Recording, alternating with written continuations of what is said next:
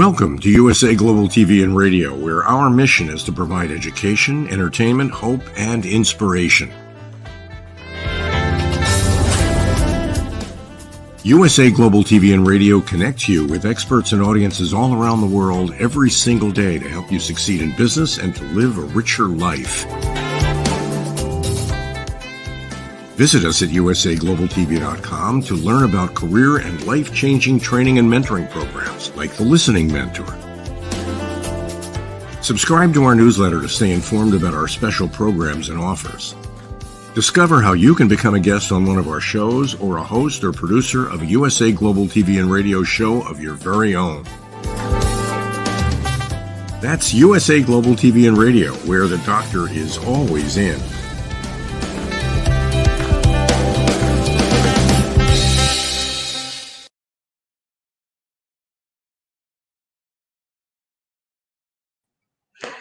Hello, USA Global TV watchers and listeners. I am so happy to be back with you guys.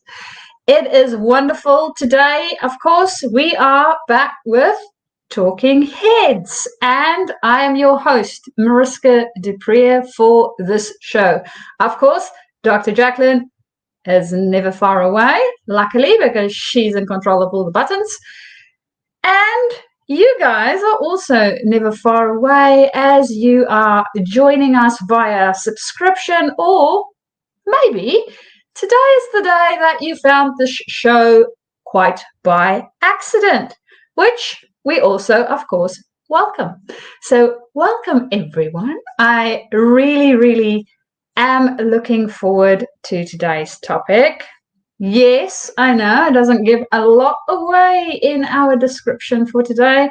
We are still looking at our self-awareness. So if this is the very first show that you are tuning into, there's a couple more that we already did around self-awareness and elements and areas in which we can improve our self-awareness, how it looks like, and especially how we bring that into our leadership journey. And today, you might be wondering, what is this roadblock I am talking about? And yes, it is a quite significant roadblock, especially when we look at our self-awareness, because you can go and ask anybody in your vicinity, and typically they will proclaim that they are very self-aware.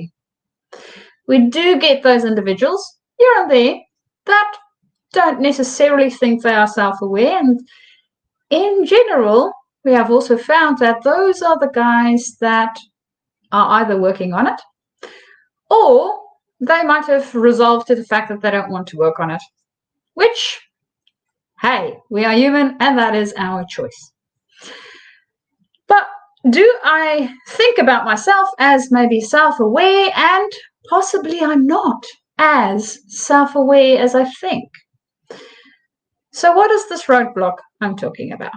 Well, the roadblock is literally our blind spots. It's the things we do not know about ourselves. And that is really pieces that can detrimentally impact our self-awareness. Because some of these things are things that other people notice about us, but we don't. So somebody might say, for instance, I go to work and I feel I'm a whiz at this specific task. I am the most creative person in the world. I can hit this thing out, no problem whatsoever. But when we speak to my colleagues, they'll be like, we're not so sure about that. It doesn't always work so well. Or, yeah, it's not necessarily only her ideas that comes up. So when we brainstorm, it's sort of a overpowering that I have in the conversation versus a collaborative discussion, whatever the case might be. So the way I show up and my impact in the world and what I think I do not actually align properly. They don't mesh at all. So sometimes they mesh a little, and sometimes they are worlds apart, literally worlds apart. And that is then a blind spot for us because it's something we think we do really well. And technically, we don't, because that's not the experience everybody else has around us. So that's where the blind spots come into effect. Now, what might cause blind spots like this? Elements that we can think about around blind spots is we tend to have blind spots, especially in areas where we have a specific experience base, which we bring to the table, and not being open to other perspectives. So I know for a lot of people, especially in the workplace, we've been hearing this thing about diversity and inclusion. What is that really about? It's really about bringing in other perspectives into our space. And it is not about our color or any of those sort of things that sometimes we have a tendency to focus on more. It's really about our reference base. So thinking about the people in my network and the reference base they have and how much that differs from mine.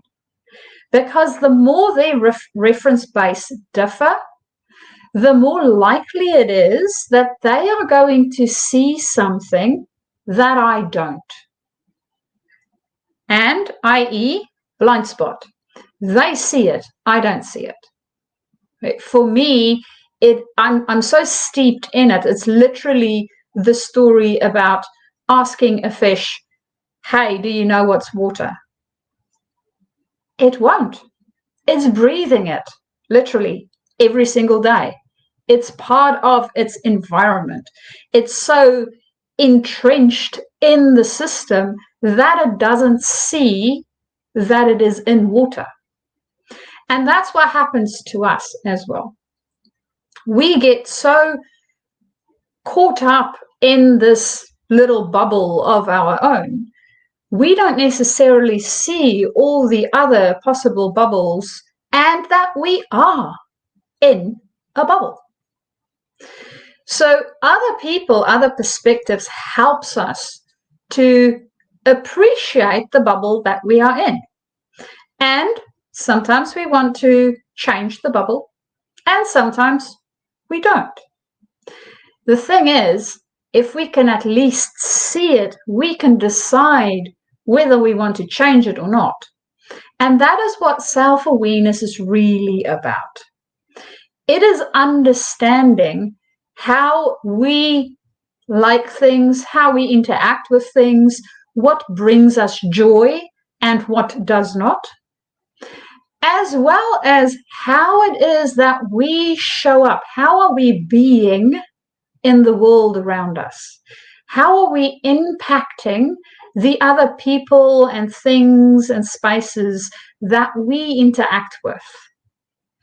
Understanding that is part of our self-awareness.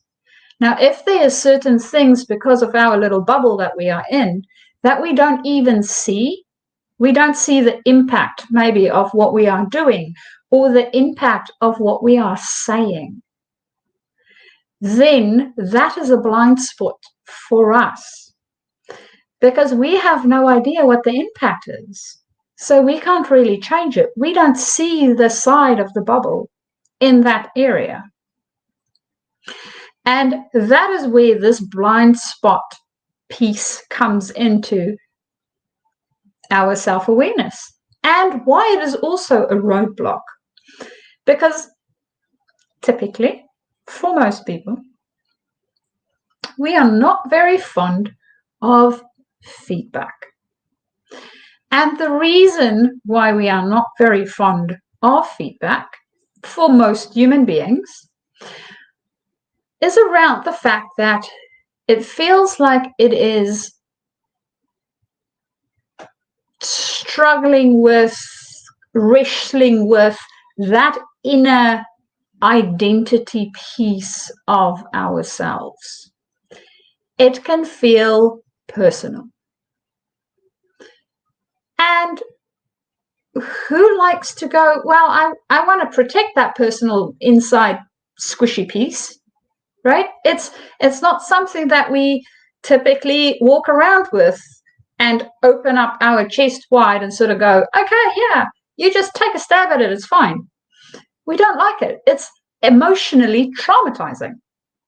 So for most people, we don't want the feedback because we are afraid of it damaging our inner softer self.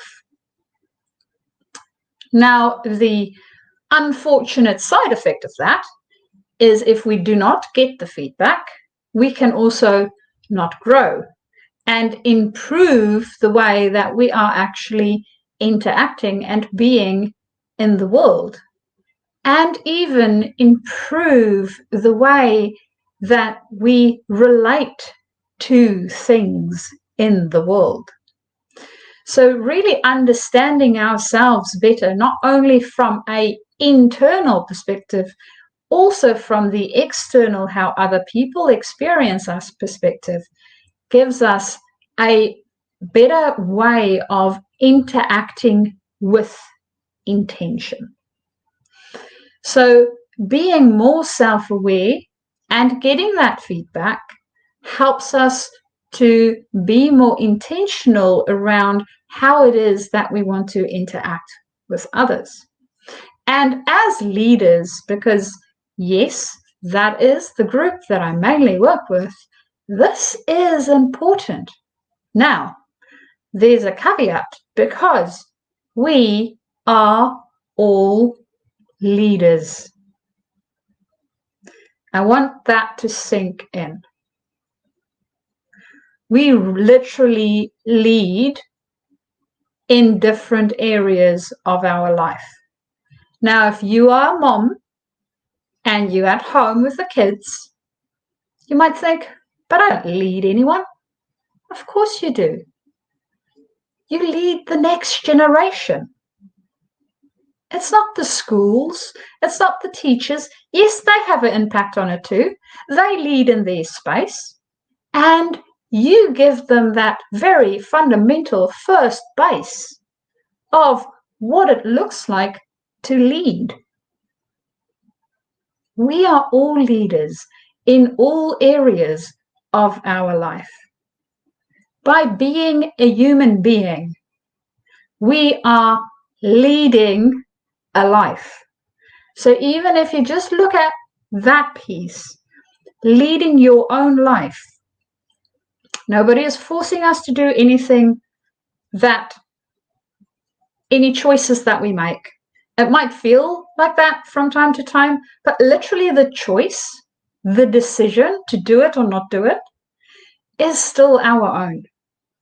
It is always our own. So we are leading in so many different areas, and that is why it is so, so important for us to understand and be aware of what it is that works for us as a human being, as an individual, as well as how that relates into our wider system. Because, yes, as a species, we are very much connected. We are all a social species, even for my introverts. I know it doesn't always feel like we are a social species, and we can get away with not seeing people for ages. We still need them. So we are still a social species. We still need some human interaction, and there's great little things that happen in our body when we have those interactions. For us, it will look a little bit different in different interactions because we like things differently. And that is what our self-awareness is all about. The thing is, if we have these blind spots, we can really not build on it. So we might think, oh, well, I know all the reasons why I do this thing. And if I don't do anything about it, am I really self-aware? Because a part of that self-awareness is not only the understanding of the why I do what I do, so the reasons behind it. It is also making a choice to either do it or not do it, and not blame anybody else for it, but taking responsibilities for our own actions and what we create in the world. I know Simon Sinek typically says in loads of his talks that the one person that is common in all my failed relationships is me. So the one person that can change that experience is me. And that's something that we need to take into consideration for ourselves. And this is, again, where the blind spots come in. If we keep blaming other people for the experience we are having, we need to really go and have a look at that, because we are creating that experience. And we might say, no, but it's this external circumstance, and it's the recession, and it's this thing, and it's that thing. Yes, it might impact it, but it's not the be-all and end-all of it. How we experience it, that's up to us. How we interact with it and the reactions we have is up to us. And that changes the outcome. So I do know that within our other training material, when you go on the website, there are quite a few different places where you can go and have a look at me unpacking some of this a little more. And I didn't want to do that today because all the resources are already available for you. So I wanted to bring in a different element to this blind spot area.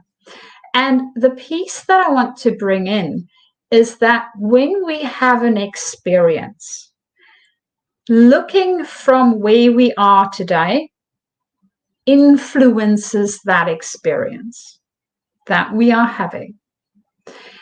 And if we change our perspective, when we change the way we see it, when we change the way we think about it, and when we change the way we be, so our own being, we change the experience we have.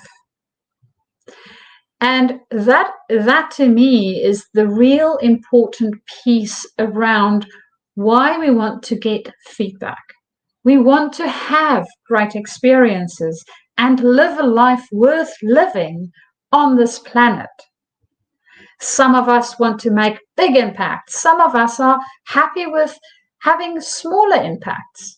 If we have a happy, healthy family, we are happy. We feel like we have lived a life worth living.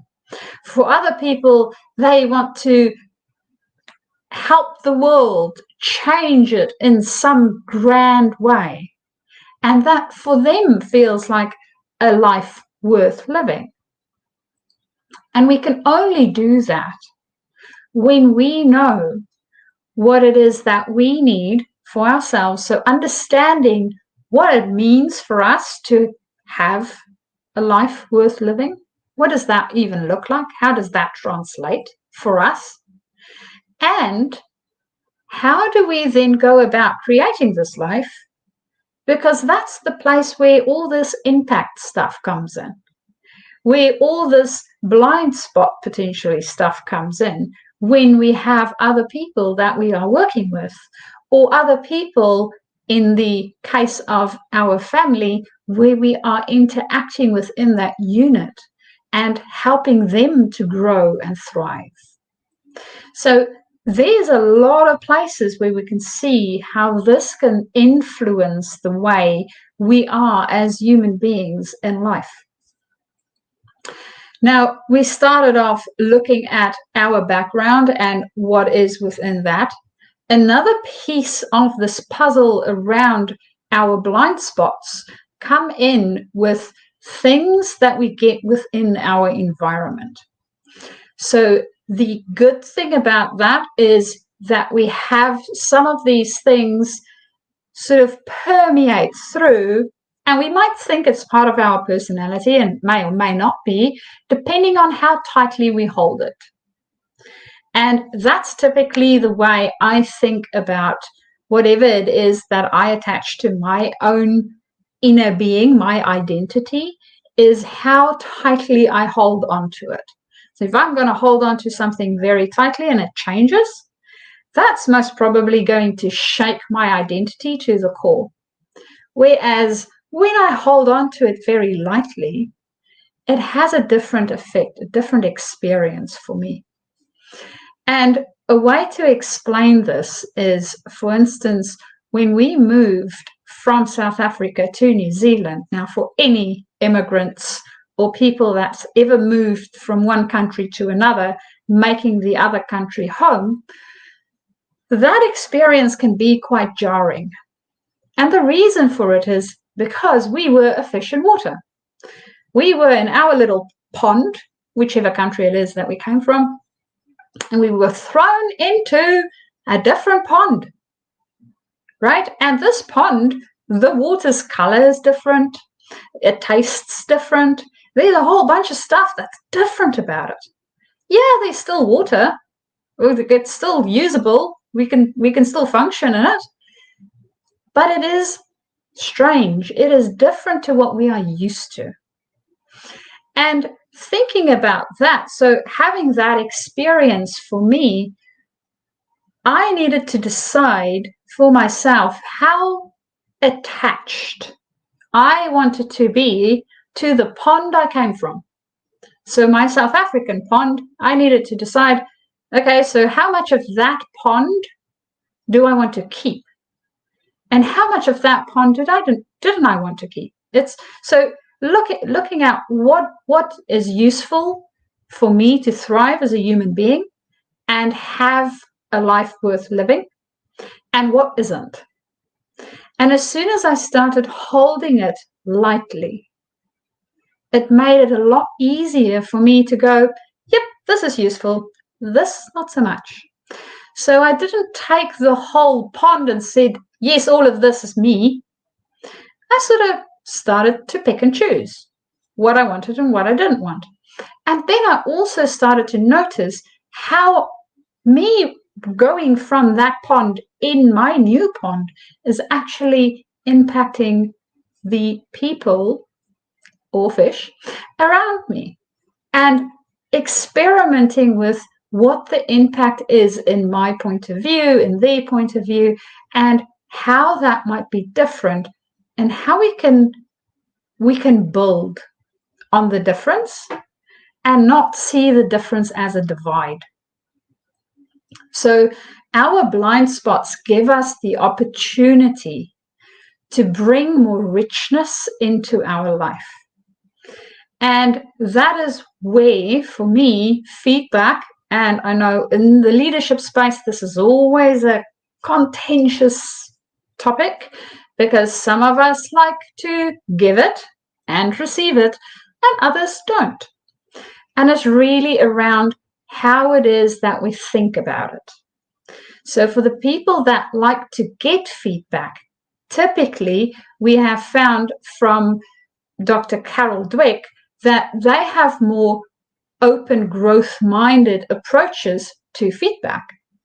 And they want to grow, they want to learn, they want to discover what it is that they did wrong in order to improve on it and make it so that they don't necessarily get it right the next time, but they are better than when they started out. And people that are typically more prone to not enjoying feedback as much are people that typically have a bit more of a fixed mindset around that space. In saying that, we also have the advantages of getting feedback on our terms. So making sure that when we ask for feedback, we ask it very specifically in order to get the information out that would help us grow in that specific area. Unsolicited feedback will still give us some information. And before shutting it down, because I know that is everybody's first response, think about the 10% of value of learning we can take from it, even if it's only 10%. And then evaluate and see whether it is something that we want to change, because it's a blind spot that we might not have seen before. And normally, we do have a tendency to have higher emotional reactions when it comes to a blind spot. It sort of feels like the person or the situation caught us off guard. And it is because it was a blind spot. It's something that we didn't even consider might be a threat to us or might have an impact on us. So getting to understand our blind spots better and developing ways for us to actually look around and see those different things that before we didn't see. Explore the edges of our bubble. Really get clear on what sort of pond am I swimming in? How does it look to other people? If I haven't gone to a different country, so I don't have the exposure to sort of go and evaluate my water that I am in, the easiest way is to ask others that came from different other ponds to get to know, what do they see in my pond in comparison to their own? How is it different? What is or isn't working within it?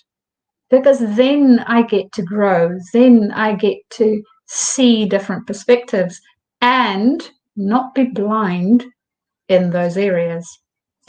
So that is our lesson